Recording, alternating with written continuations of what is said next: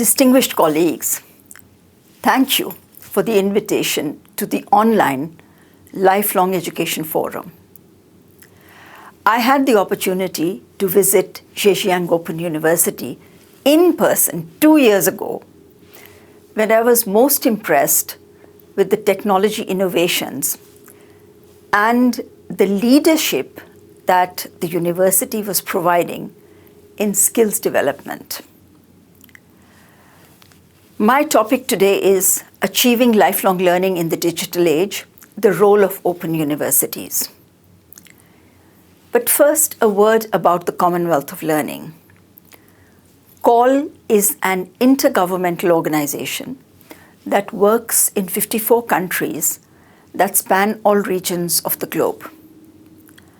Our mission is to help Commonwealth member states and institutions to use technologies for expanding access to education and training. In this presentation, I will first focus briefly on what we understand by lifelong learning and why it matters. This will be followed by examples of how 3 Commonwealth countries are implementing lifelong learning. Technology has a major role in promoting lifelong learning for all, and I will highlight this with some examples from COL's work. In conclusion, I will look at the role of open universities in contributing to the development of learning societies. First, what do we mean by lifelong learning, and why is it important? The Edgar Ford report in 1972 made the initial formal statement on lifelong education, which highlighted a holistic approach for the complete development of the individual. In the 1970s, the focus was on education. But in the 1996 Delors report, we can see a transition from education to learning. This is an important distinction. Formal education only accounts for a small fraction of the time we spend in learning. In 16 waking hours during grades 1 to 12, we spend about 18% time in formal learning environments, and this keeps decreasing as we transition to tertiary education. The rest of our waking lives are spent in informal learning environments. As we know, lifelong learning is a continuum from cradle to grave. It can take place in formal, non-formal, or informal contexts. The motivation could be employment-related, personal, or for social or cultural reasons. So what is the priority today?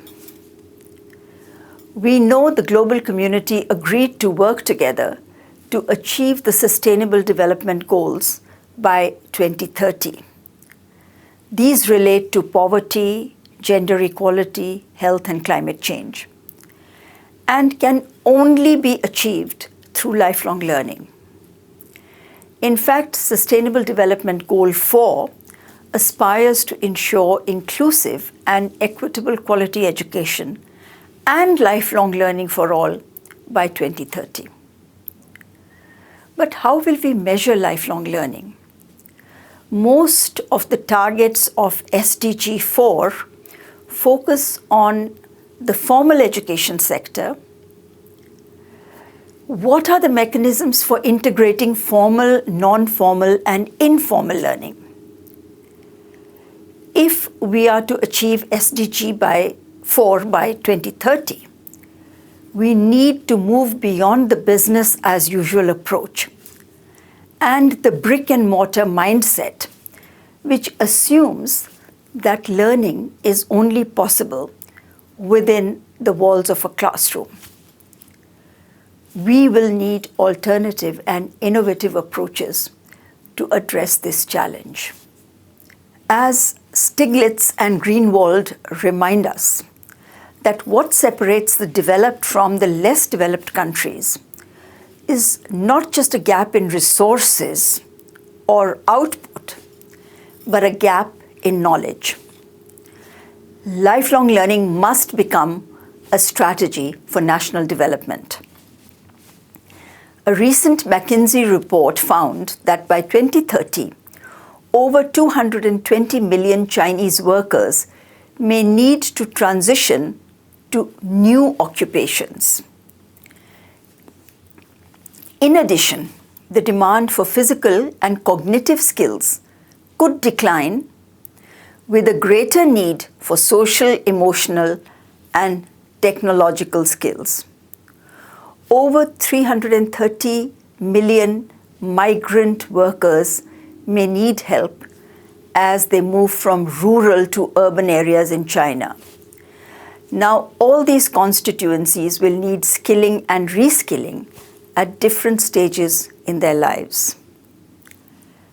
Let us look at how 3 Commonwealth countries, Australia, Singapore, and South Africa, have promoted lifelong learning. Adult Learning Australia is the key organization promoting lifelong learning for a dynamic economy. It addresses issues related to literacy, non-formal learning, young people, aging populations, and rural Australia. But there is no comprehensive national policy on lifelong learning, which would serve to coordinate the formal, non-formal, and informal sectors. However, Australia does have an overarching national qualifications framework that includes recognition of prior learning so that credit can be given for non-formal and informal learning as well. This framework has served as a model for the development of qualifications frameworks internationally and is an important element in promoting lifelong learning. Singapore aims to build a competitive economy by investing in citizens to develop their fullest potential through continuous skilling and reskilling. The government provides the funds for several programs that support career guidance and job placements. The government has invested significantly in lifelong learning. All Singaporeans over the age of 25 receive an opening credit of 500 Singapore dollars for skills development and lifelong learning. In addition, a mid-career enhancement subsidy covers those who are over 40 so that older members of the workforce can also become lifelong learners. In this case, incentives are the key. South Africa has a visionary national policy on lifelong learning, which aims to redress post-apartheid social inequities. The South African National Qualifications Framework enables the recognition of learning and learner mobility from early childhood to higher education.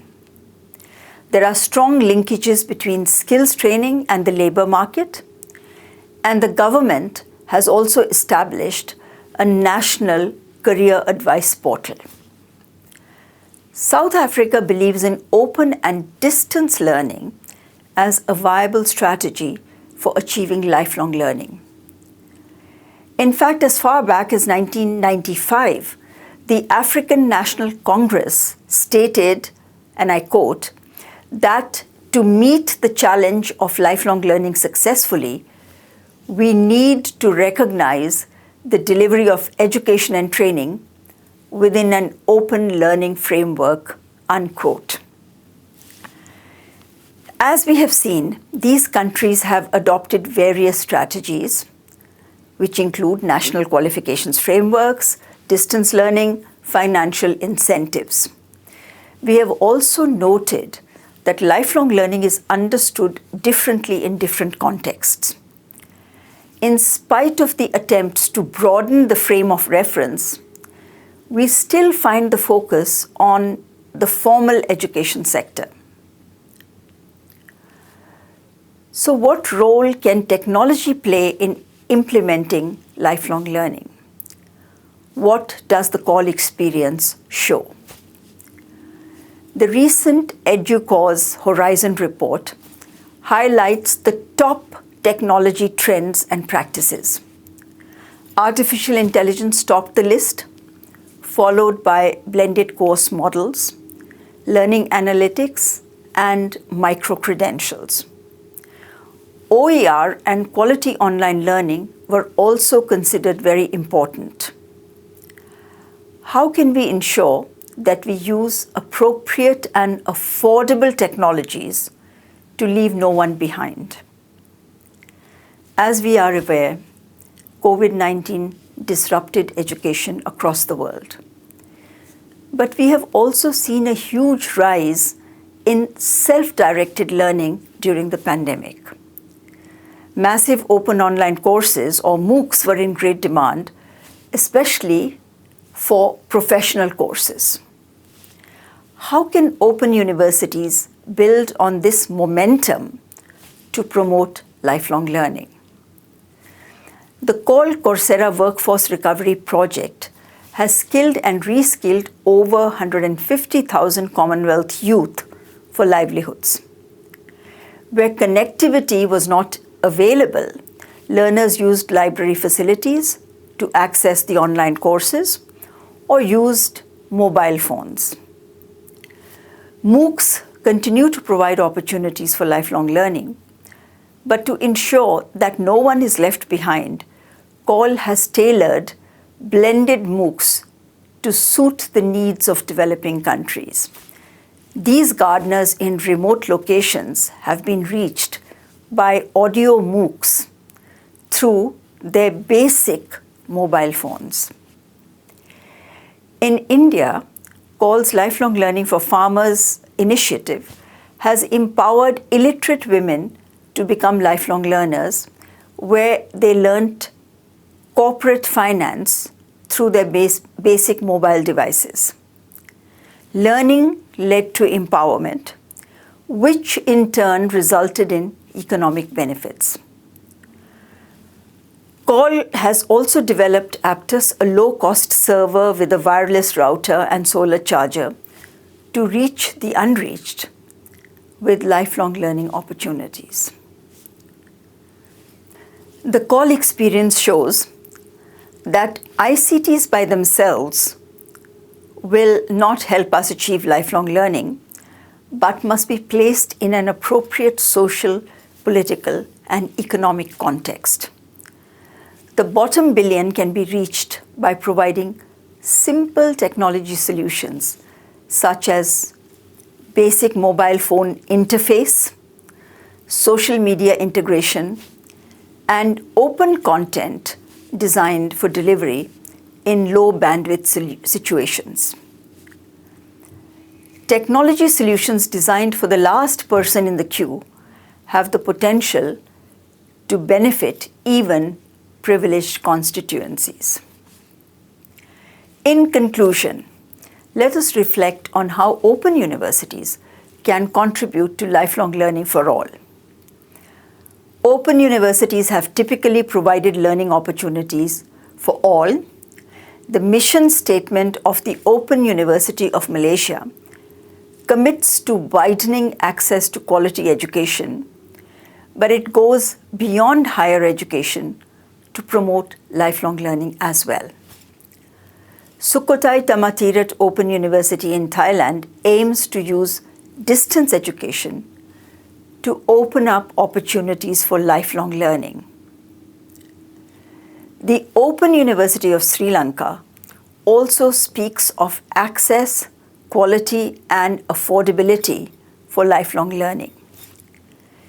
Zhejiang Open University is using technology and community centers to provide lifelong learning opportunities for community education, senior education, and club activities.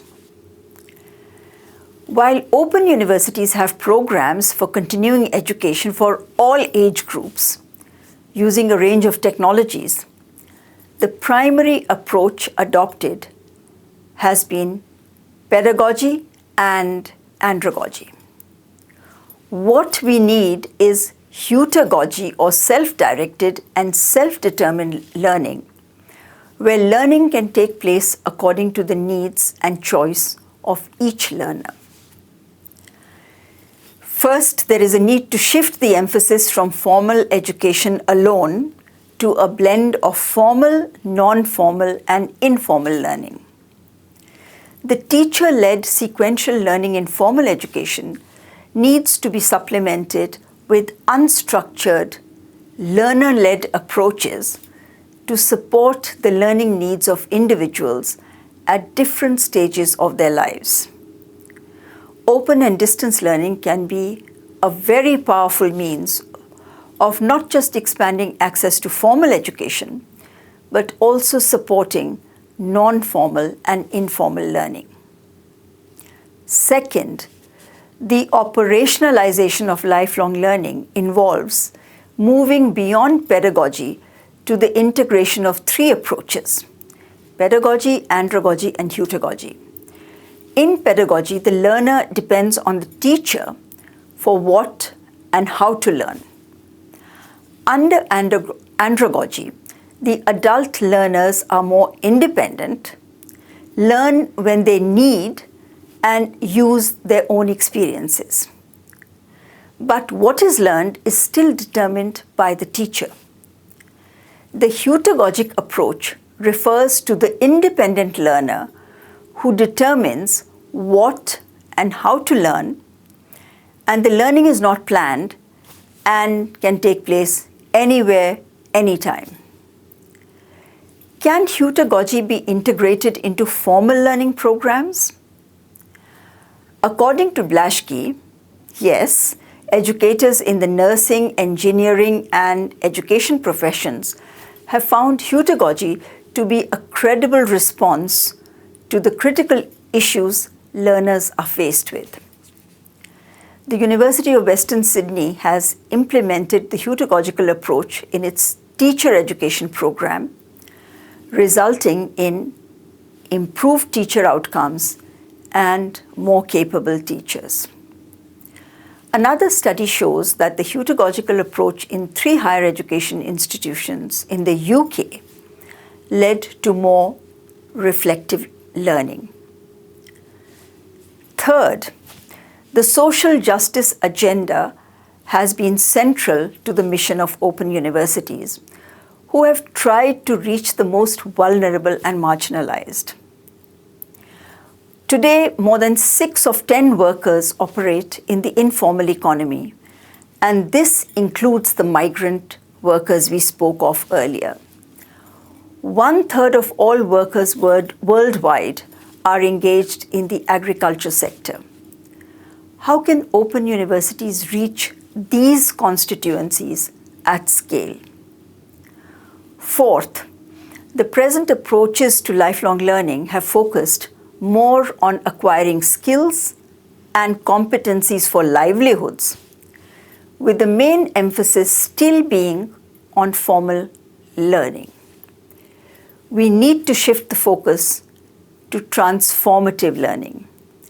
This would mean not just adapting to changing circumstances, but also acquiring the ability to change circumstances. The Sustainable Development Goals aim to transform the world for the people, planet, prosperity, and peace. If such goals are to be achieved, lifelong learning should be perceived beyond acquiring skills and competencies to focus on empowerment. Such an approach would also lead to environmental conservation and peace.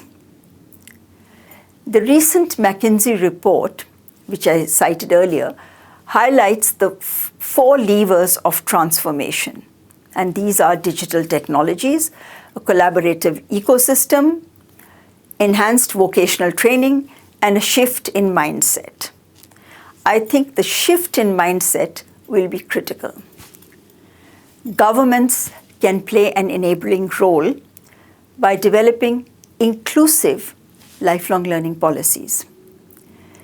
Existing accreditation mechanisms which focus on formal education need to be revisited to include non-formal and informal learning. Policies on ICT infrastructure and governance will determine how technology can close rather than widen divides. And incentives for lifelong learning will be important to ensure this transition. With the recent global acceptance of distance and online learning, open universities will have a key role in providing seamless pathways between learning that takes place in different contexts and times. Learning approaches, credentialing, and recognition strategies will need to change. Open and distance learning and technology-enabled learning will be major mechanisms in dealing with the magnitude of the challenge, particularly in providing cost-effective ways to lifelong learning opportunities for all. As the world looks for ways to build back better, open universities can show the way. With that, let me thank you for your kind attention.